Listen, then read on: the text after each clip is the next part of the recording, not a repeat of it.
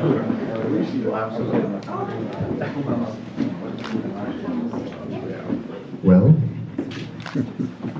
dear Philippe Arnot, ladies and gentlemen, first, allow me to say how pleased and honored I am to be with you today here in the residence of France. This is your residence, this is your home. Today, it is a special day.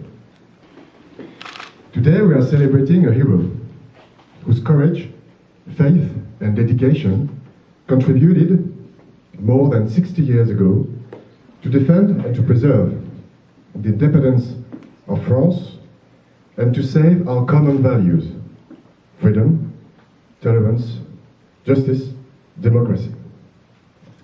But I would like to extend the tribute today to all your fellow comrades, to all your fellow soldiers during the Second World War, especially to all those who did not make it back to their country and to their families.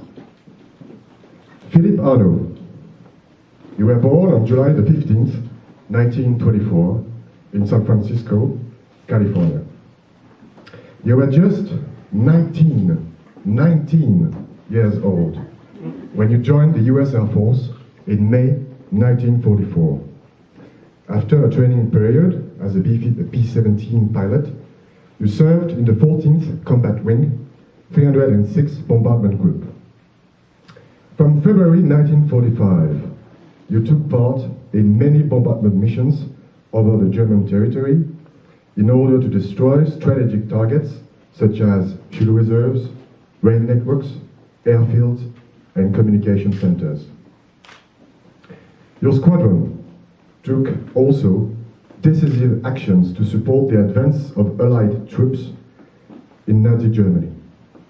Your last mission, named Vénérable, which means venerable, was fulfilled over the region of WWII in southwest of France on April the 15th, 1945. In total, you achieved 22 combat missions.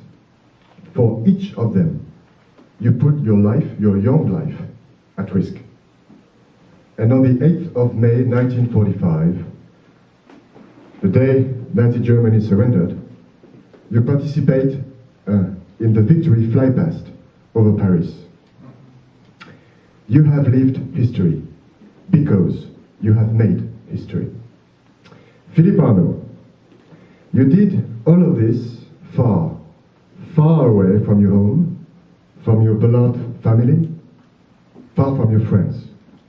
You are a hero.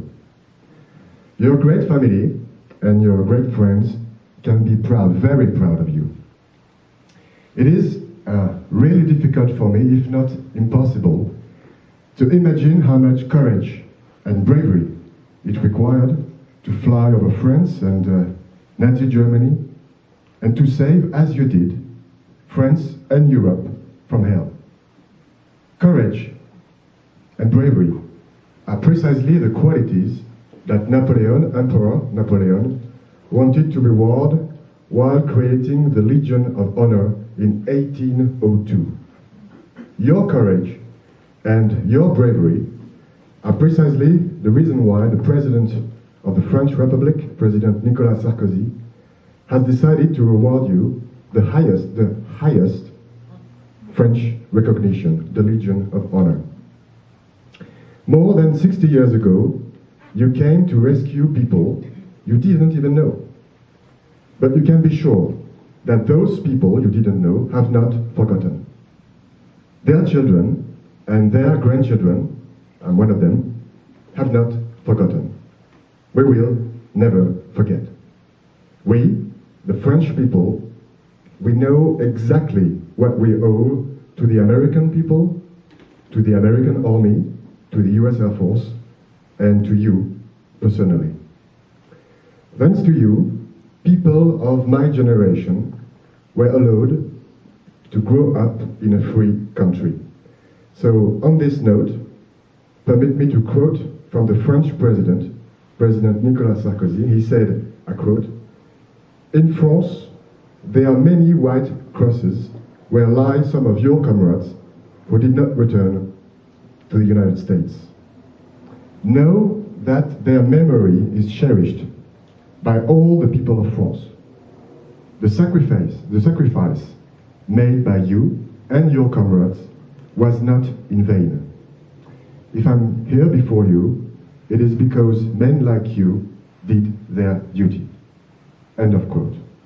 So, as decided by the President of France, I will now bestow the Legion of Honor upon you.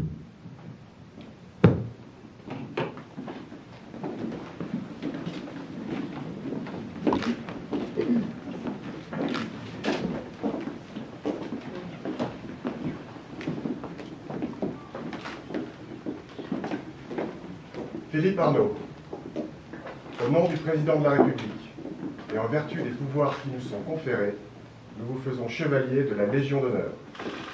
Merci. Merci.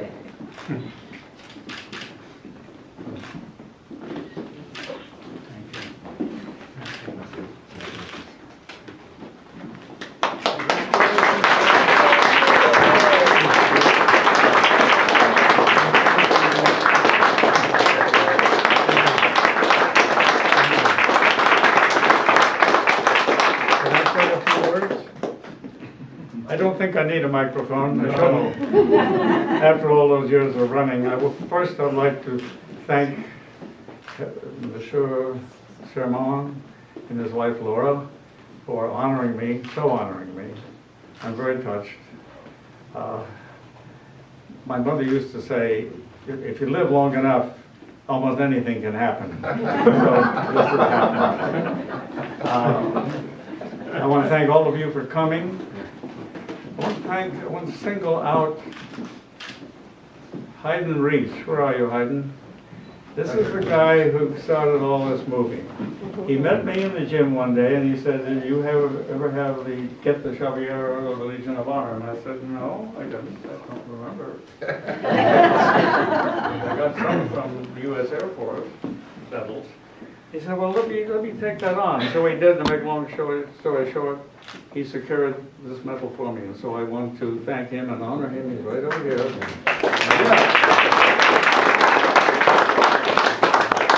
I want to thank my daughter Cindy and her husband Brad. Cindy and Brad Barber, where are you? They did an awful lot of preparation for this. They're responsible for the buffet, or the set we're going to have, and they outfitted me in this new suit. They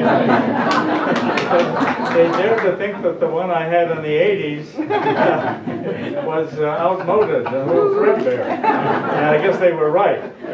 Maybe it was the one I graduated from high school. I'm not sure. So I want to thank them for that, and they've been tremendous support.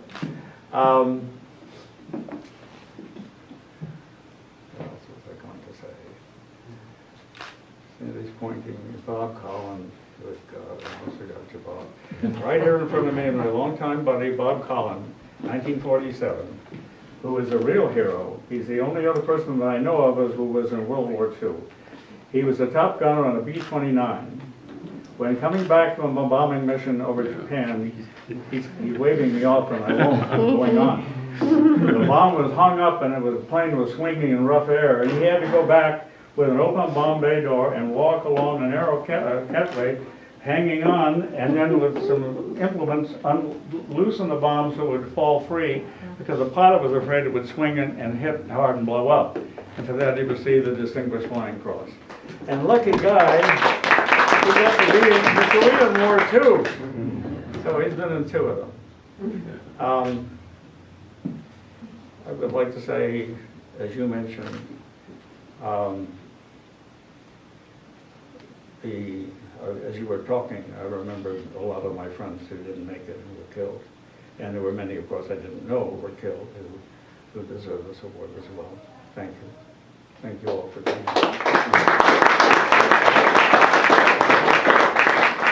I propose now the national anthems. Oh, absolutely.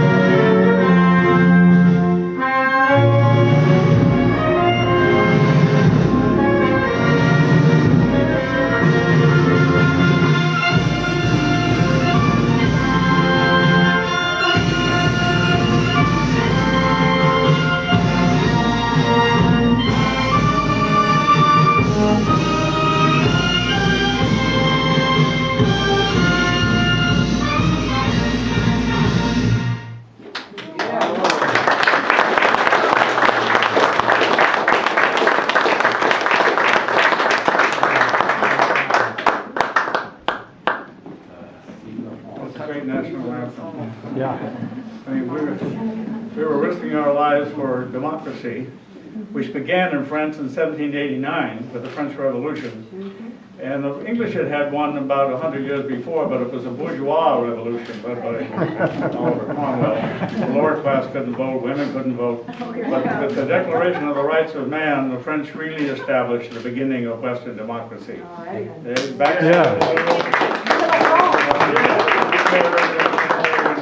After the Congress of Vienna in 1814, since the seeds have been scattered, Western Europe took to the ideals of the French democracy. Almost all of them.